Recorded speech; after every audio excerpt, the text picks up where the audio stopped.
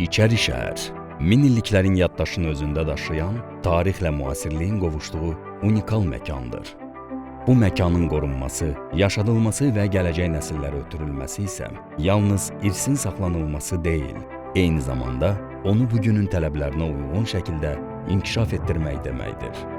Son bir ildə İçəri şəhərdə aparılan işlərin əsas məqsədi məhz bu balansı qorumaq olub. İlk növbədə qala divarlarının bərpa olunması istiqamətində geniş miqyaslı işlər həyata keçirilib. Tarixi konstruksiyalar elmi əsaslarla möhkəmləndirilib, divarların həm təhlükəsizliyi, həm də estetik görünüşü təmin olunub. Paralel olaraq yaşayış və ictimai məkanlarda təmir bərpa işləri aparılıb. Eyvanlar, fasadlar, qapılar və mənzillər tarixi memarlıq üslubuna uyğun şəkildə yenilənib. Bu işlər sakinlərin gündəlik həyat keyfiyyətini artırmaqla yanaşı, İçəri şəhərin ümumi memarlıq bütövlüyünü də qoruyub saxlayıb.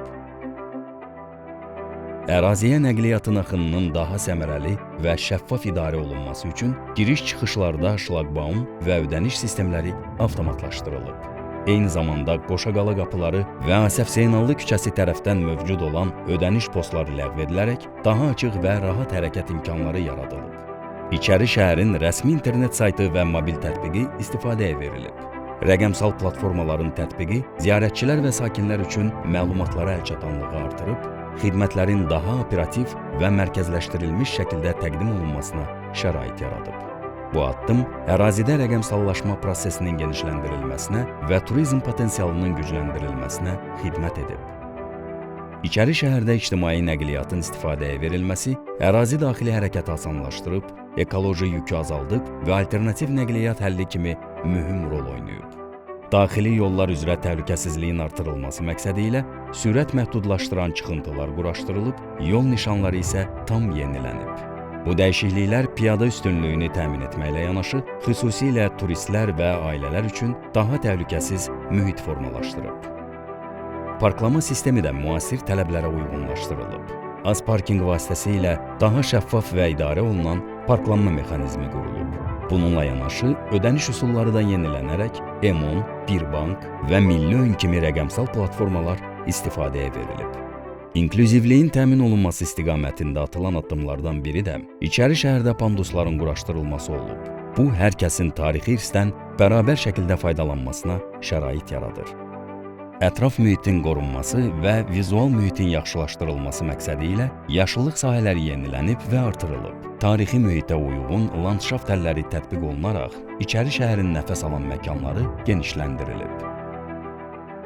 Mədəni irs obyektlərində ziyarətçi təcrübəsinin yaxşılaşdırılması əsas prioritetlərdən biri olub. Şirvanşahlar Saray kompleksinə giriş-çıxış sistemi yenilənib, daha rahat və axıcı hərəkət təmin edilib. Ərazidə yeni informasiya mərkəzi və kassalar quraşdırılaraq ziyarətçilərə operativ xidmət göstərilməsinə şərait yaradılıb. Bir çox layihələrin reallaşdırılmasında İyanə Fondu vasitəsilə bizə dəstək olan tərəfdaşlarımıza təşəkkür edirik. Sakinlər üçün vahid xidmət mərkəzi yaradılaraq, müxtəlif müraciətlərin bir ünvandan operativ həlli mümkün olub. Mədəniyyətin təbliği istiqamətində yeni layihələr də həyata keçirilib. Miniatür muzeyinin açılması tarixi irsin fərqli təqdimat formasını yaradaraq həm yerli, həm də xarici qonaqların marağına səbəb olub.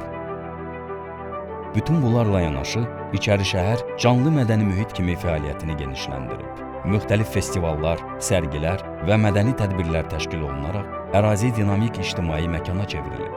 Son bir il ərzində İçəri şəhər ərazisində 6 festival və 60-dan çox tədbir təşkil edilib.